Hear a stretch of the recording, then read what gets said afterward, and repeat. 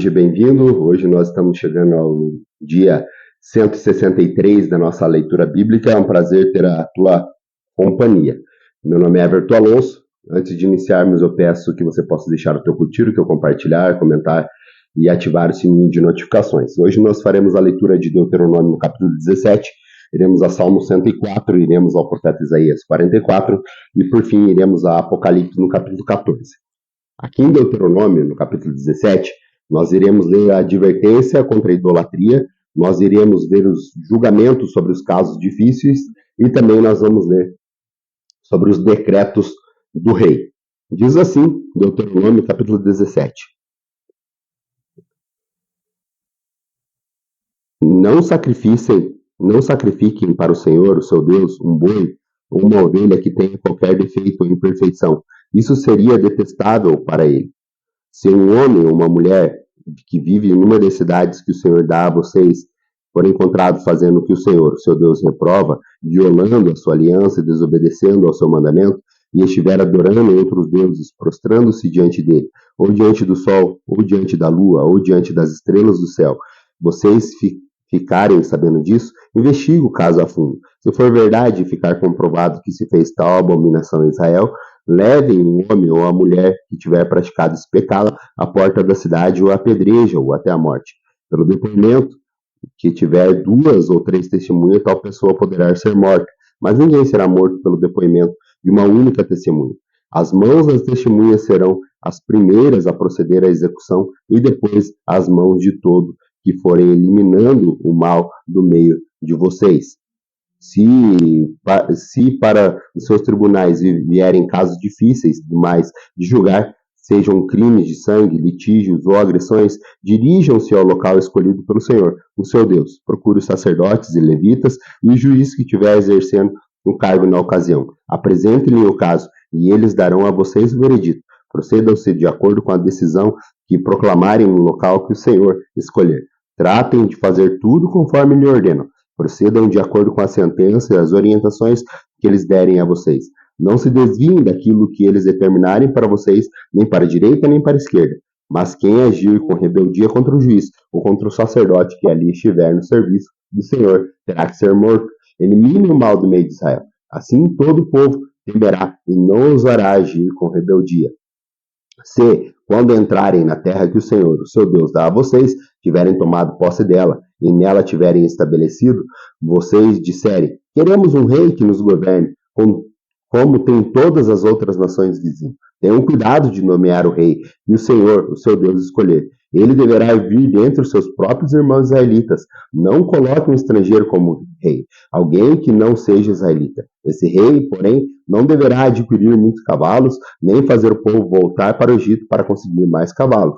Pois o Senhor disse a vocês, jamais voltem por esse caminho. Ele não deverá tomar para si muitas mulheres. Se eu fizer, desviará o seu coração. Também não deverá acumular muita prata e muito ouro.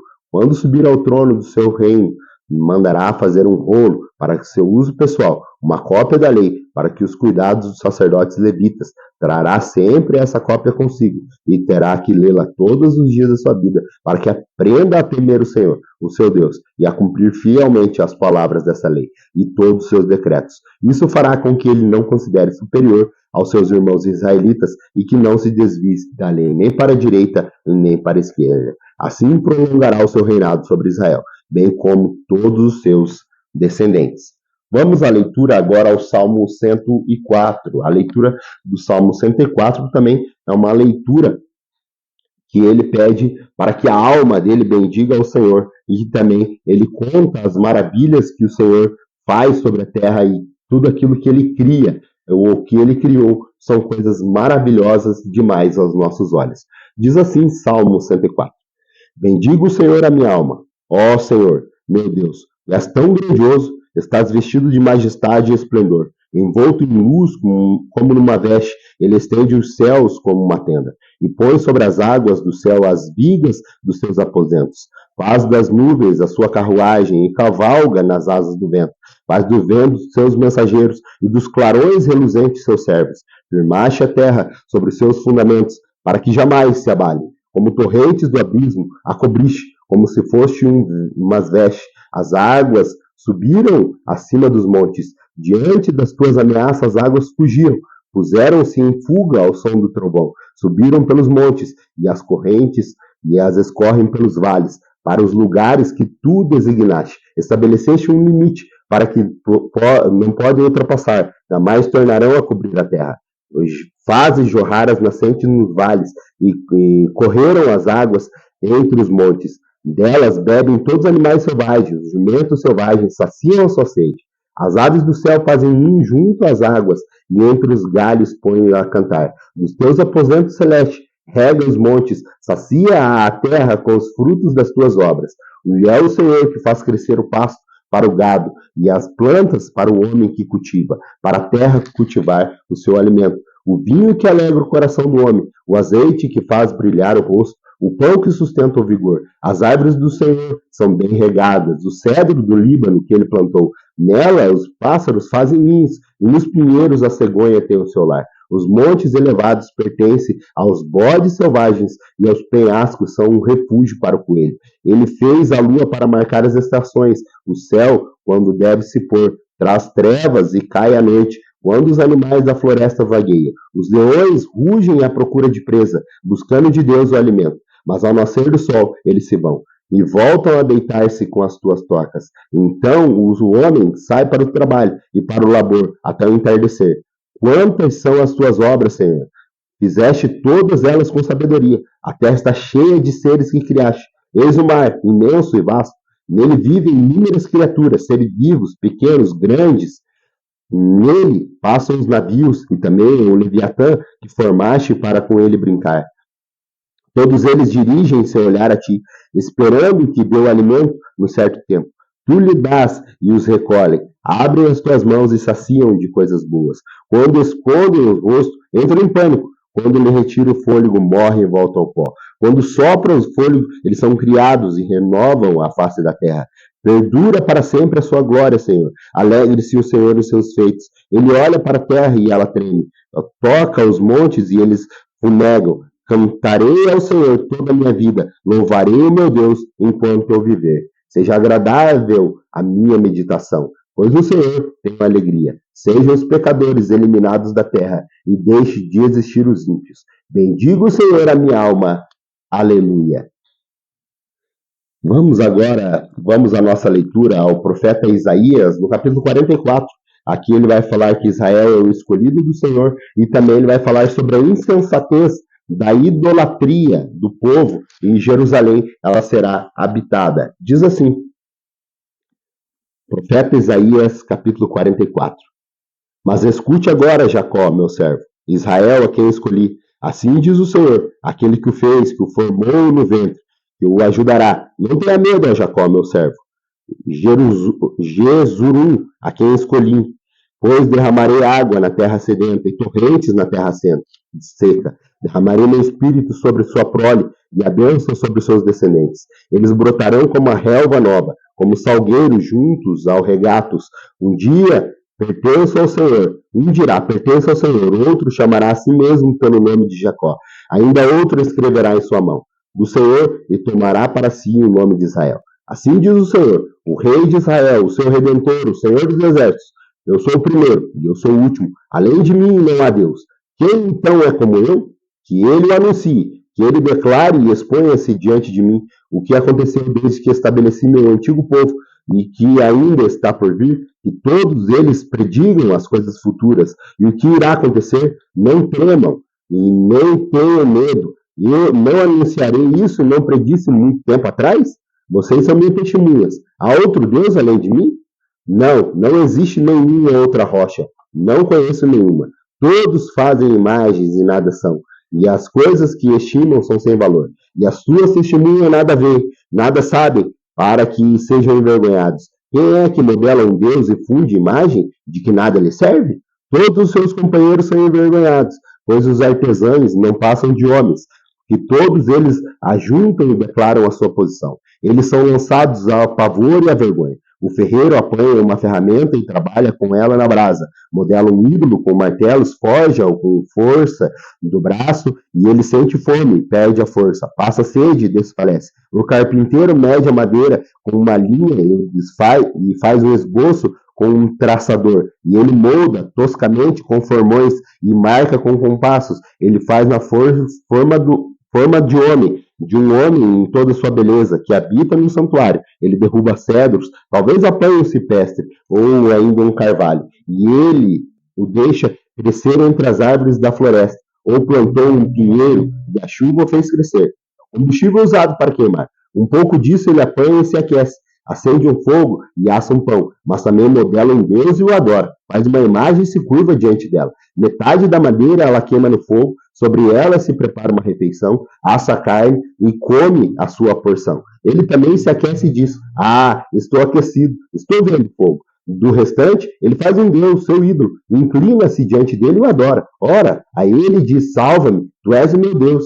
Eles nada sabem, nada entendem, seus olhos estão tapados, não conseguem ver, e as suas mentes estão fechadas, não conseguem entender. Para pensar, ninguém para. Ninguém tem o conhecimento ou entendimento para dizer. Metade dela usei como combustível. Até mesmo assei pão sobre as brasas. Assei carne e comi. Farei algo repugnante com o que sobrou? Irei ajoelhar-me diante de um pedaço de madeira? Ele se alimenta de cinzas, de um coração iludido o desvia. Ele é incapaz de salvar-se a si mesmo ou de dizer: essa coisa na minha mão direita não é uma mentira? Lembre-se disso, ó Jacó, pois você é meu servo, ó Israel. Eu fiz, você é meu servo. Ó Israel, não esquecerei. Como se fossem nuvens, varri para longe suas ofensas. Como se fossem a neblina da manhã, os seus pecados. Voltei para mim, pois eu os resgatei. Cantem de alegria, ó céus, pois o Senhor fez isso. Gritem bem alto as profundezas da terra. Rompam em canções, vocês montes, vocês florestas e todas as árvores, pois o Senhor resgatou Jacó. Ele mostrou a sua glória. Assim diz o seu Redentor, que o formou no vento. Eu sou o Senhor, que fiz todas as coisas, que sozinho estendi os céus, que espalhei a terra por mim mesmo, que atrapalha os sinais, falsos profetas, e faz todos os adivinhadores que derruba o conhecimento dos sábios, que os transforma em loucura, que executa as palavras dos seus servos e cumpre as predições de seus mensageiros, que diz acerca de Jerusalém: ela será habitada, e das cidades de Judá, elas serão destruídas, e de suas ruínas eu as restaurarei. Que diz às profundezas aquáticas: cerque-se, e eu secarei seus regatos. E diz acerca de Ciro: ele é meu pastor, e realizará tudo o que me agrada. E ele dirá acerca de Jerusalém: será reconstruída do seu templo, sejam lançados os seus alicerces. Vamos para a nossa última leitura de hoje. Está lá no livro do Apocalipse, no capítulo 14. Aqui nós iremos ler acerca do Cordeiro e os 144 mil selados, e iremos ler acerca dos 3 anjos da colheita da terra. Vamos à leitura? Diz assim, Apocalipse no capítulo 14. Então olhei e diante de mim estava o Cordeiro, em pé sobre o monte Sião, e com ele 144 mil que traziam escritos na testa o nome dele e o nome de seu pai. Ouvi um som dos céus como de muitas águas, e de um forte trovão. Era como de arpistas tocando seus instrumentos. Eles cantavam um cântico novo diante do trono, dos 4 seres viventes e dos anciões. Ninguém podia aprender o cântico, a não ser os 144 mil que haviam sido comprados da terra. Estes são os que não se contaminaram com mulheres, pois se conservaram castos e seguem o Cordeiro, por onde quer que ele vá. Foram comprados dentre os homens e ofertados como primícias a Deus e aos cordeiros. Mentira nenhuma foi encontrada na boca deles, são imaculados. Então vi outro anjo que voava pelo céu e tinha na mão o evangelho eterno para proclamar os que habitam na terra, a toda nação, tribo, língua e povo. E ele disse em voz alta: temam a Deus e glorifiquem-no, pois chegou a hora do seu juízo. Adorem aquele que fez o céu, a terra, o mar e as fontes das águas. Um segundo anjo seguiu, dizendo: Caiu a grande Babilônia, e fez todas as nações beberem do seu vinho, da fúria da prostituição. Um terceiro anjo seguiu, dizendo em voz alta: se alguém adorar a besta e a sua imagem, e receber a sua marca na testa ou na mão, também beberá do vinho do furor de Deus, que foi derramado sem mistura no cálice da sua ira. será ainda atormentado com enxofre ardente na presença dos santos anjos e do Cordeiro. E a fumaça do tormento de tais pessoas sobe para todo sempre. Para todos que adoram a besta e a sua imagem, e para quem recebe a marca do seu nome, não há descanso de noite. Aqui está a perseverança dos santos, que obedeceram os mandamentos de Deus e permaneceram fiéis a Jesus. Então ouvi uma voz do céu dizendo: escreva, felizes os mortos que morreram no Senhor agora em diante. Diz o Espírito: sim, eles descansarão das suas fadigas, pois as suas obras os seguirão. Olhei, e adiante de mim vi uma nuvem branca, e assentado sobre a nuvem, alguém semelhante ao Filho do Homem, e estava com uma coroa de ouro na cabeça e uma foice afiada na mão. Então saiu do santuário um outro anjo que bradou em voz alta, aquele que estava sentado sobre as nuvens: tome a sua foice e faça a sua colheita, pois a safra da terra está madura, chegou a hora de colher. Assim, aquele que estava sentado sobre as nuvens passou a sua foice pela terra, e a terra foi ceifada. Outro anjo saiu do santuário dos céus, trazendo também uma foice afiada. E ainda outro anjo, que tem autoridade sobre o fogo, saiu do altar e bradou em voz alta, aquele que tinha a foice afiada: tome a sua foice afiada e ajunte os cachos de uva da videira da terra, porque as suas uvas estão maduras. O anjo passou a foice pela terra, ajuntou as uvas e lançou no grande lagar da ira de Deus. Elas foram pisadas no lagar, fora da cidade, e correu sangue do lagar, chegando no nível dos freios do cavalo, numa distância de 300 quilômetros de distância. Muito obrigado pela tua companhia, agradeço você por estar juntamente comigo nessa empreitada de ler a Bíblia toda em um ano, e aguardo você amanhã, se assim Deus nos permitir. Até lá.